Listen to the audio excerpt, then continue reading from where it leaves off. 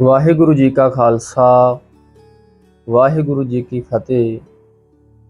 झिम झिम वरसै अमृत धारा, मन पीवै सुन शब्द विचारा।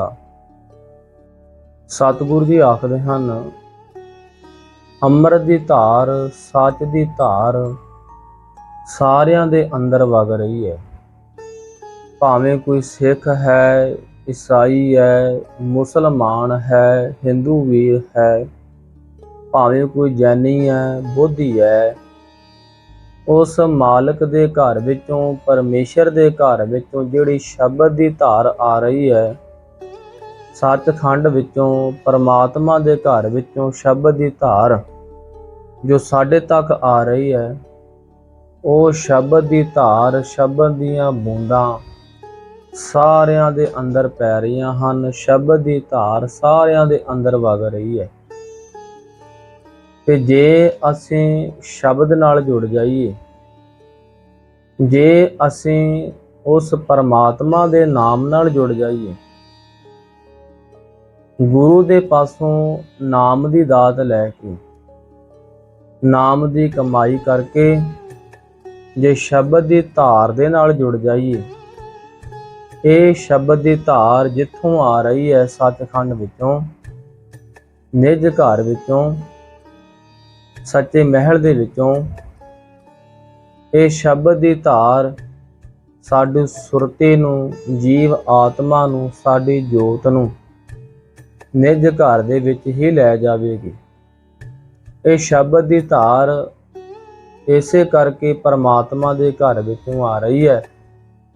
ਜਿਹੜਾ भी इस शब्द की धार नूं फड़ लैंदा है, इहदे पल्ले नूं पकड़ लैंदा है, शब्द की धारा जीव आत्मा नूं, जीव की सुरती नूं निज घर विच लै जांदी है, जिथे जाके जीव नूं सुख मिलदा है। सतगुरु बाणी विच आखदे हन, निज घर महल पाओ सुख सहजी, बहुर न होए गो फेरा।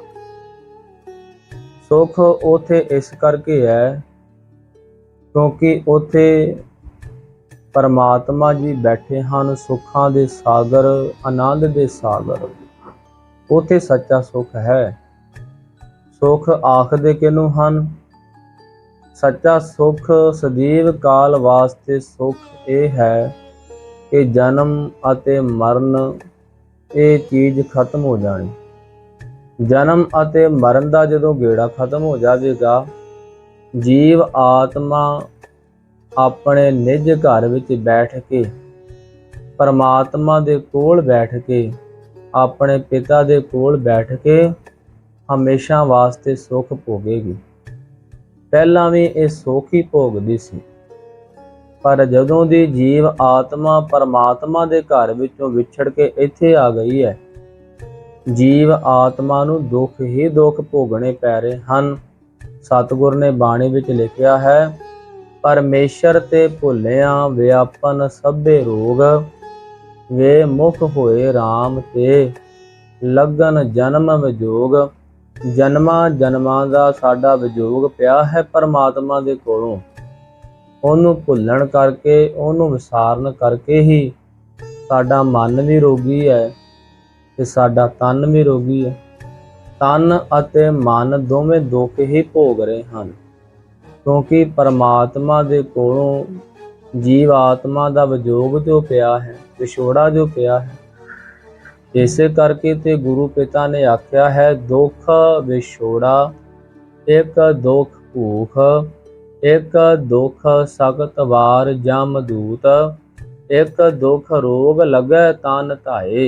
हाँ जी, ये दुख लगे हैं सानू कि गरीबी का दुख लगना, कर्मा करके जो सानू गरीबी मिलती है ये भी दुख है। ते फिर शरीर नूं बीमारियां लगनियां, रोग लग जाना, ये भी दुख है। फिर जीव आत्मा जमा दी मार खांदी है, ये भी दुख है। पर ये तिन्ने दुख लगदे क्यों हन? ये तिन्ने दुख इस करके लगदे हन ਕਿਉਂਕਿ ਦੁੱਖ ਵਿਛੋੜਾ ਪਰਮਾਤਮਾ ਦੇ ਕੋਲੋਂ ਸਾਡਾ ਵਿਜੋਗ ਪਿਆ ਏ। ਪਰਮਾਤਮਾ ਦੇ ਕੋਲੋਂ ਵੇਮੁਖ ਹੋਏ RAM ਤੇ ਲੱਗਨ ਜਨਮ ਵਿਜੋਗ। ਤੇ ਜਿੰਨੇ ਸਮੇਂ ਤੱਕ ਅਸੀਂ ਆਪਣੇ ਨਿੱਜ ਘਰ ਮਹਿਲ ਨਹੀਂ ਜਾਂਦੇ, ਸਾਨੂੰ ਸੁੱਖ ਨਹੀਂ ਮਿਲੇਗਾ ਤੇ ਨਾ ਇਹ ਜਨਮ ਅਤੇ ਮਰਨ ਦਾ ਗੇੜਾ ਖਤਮ ਹੋਵੇ। ਜਿੰਨੀ ਵਾਰ ਵੀ ਜਨਮ ਲਵਾਂਗੇ, ਹਰ ਇੱਕ ਜਨਮ ਪਾ ਕੇ ਸਾਨੂੰ ਦੁੱਖ ਹੀ ਦੁੱਖ ਭੋਗਣਾ ਪੈਂਦਾ ਹੈ। ਸਰੀਰ ਵਿੱਚ ਕਦੇ ਕਿਸੇ ਨੂੰ ਸੁੱਖ ਮਿਲਿਆ ਹੈ? ਸੰਸਾਰ ਵਿੱਚ ਕੋਈ ਸੁਖੀ ਹੈ? ਆਪਾਂ ਰੋਜ਼ ਵਿਚਰਦੇ ਹਾਂ, ਹਸਪਤਾਲਾਂ ਵਿੱਚ ਜਾਂਦੇ ਹਾਂ। ਹਸਪਤਾਲਾਂ ਵਿੱਚ ਕਿੰਨੇ ਲੋਕ ਮਰੀਜ਼ ਧੜਾ ਧੜ ਬੇਅੰਤ ਲੋਕ ਆ ਰਹੇ ਹਨ, ਅਣਗਿਣਤ। ਜਿਹਨੂੰ ਵੀ ਵੇਖੋ ਰੋਗੀ ਹੈ। ਜੋ ਜੋ ਦਿਸੈ ਸੋ ਸੋ ਰੋਗੀ, ਰੋਗ ਰਹਿਤ ਮੇਰਾ ਸਤਿਗੁਰ ਜੋਗੀ। ਸਾਰਾ ਸੰਸਾਰ ਰੋਗੀ ਹੈ। ਰੋਗ ਸਾਰਿਆਂ ਨੂੰ ਲੱਗਾ ਹੈ। ਸੰਸਾਰ ਰੋਗੀ ਨਾਮ ਦਾਰੂ, ਮੈਲ ਲਾਗੈ ਸੱਚ ਬਿਨਾ। ਸਾਰਾ ਸੰਸਾਰ ਹੀ ਰੋਗੀ ਹੈ। ਹਾਂਜੀ, ਸਾਰੇ ਸੰਸਾਰ ਨੂੰ ਰੋਗ ਲੱਗਾ ਹੈ। ਇਹ ਸਾਰੇ ਰੋਗ ਸਾਨੂੰ ਲੱਗੇ ਕਿਉਂ? ਕਿਉਂਕਿ ਪਰਮਾਤਮਾ ਨੂੰ ਅਸੀਂ ਭੁੱਲ ਕੇ ਬੈਠੇ ਹਾਂ। ਉਹਦੇ ਨਾਲੋਂ ਸਾਡਾ ਵਿਜੋਗ ਪਿਆ ਹੈ, ਵਿਛੋੜਾ ਪਿਆ ਹੈ।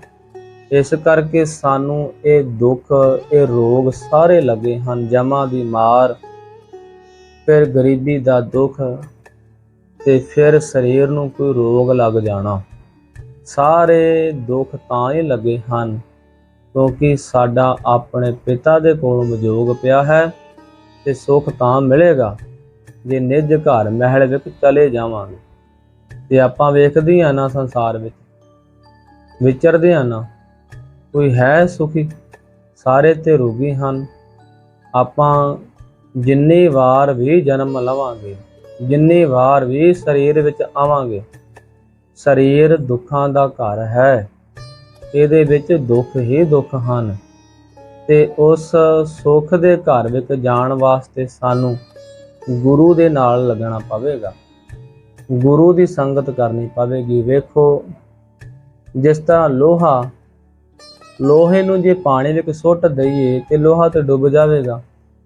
ਪਰ ਜੇ ਲੋਹਾ ਲੱਕੜ ਦੀ ਬੇੜੀ ਦੇ ਵਿੱਚ ਅਸਵਾਰ ਕਰ ਦਈਏ, ਜੇ ਲੋਹੇ ਨੂੰ ਲੱਕੜ ਦੀ ਬੇੜੀ ਦੀ ਅਸਵਾਰੀ ਮਿਲ ਜਾਵੇ, ਉਹਦਾ ਸੰਗ ਮਿਲ ਜਾਵੇ, ਲੱਕੜ ਦੀ ਬੇੜੀ ਦਾ ਸੰਗ ਕਰਕੇ ਲੋਹਾ ਤਰ ਜਾਂਦਾ ਹੈ।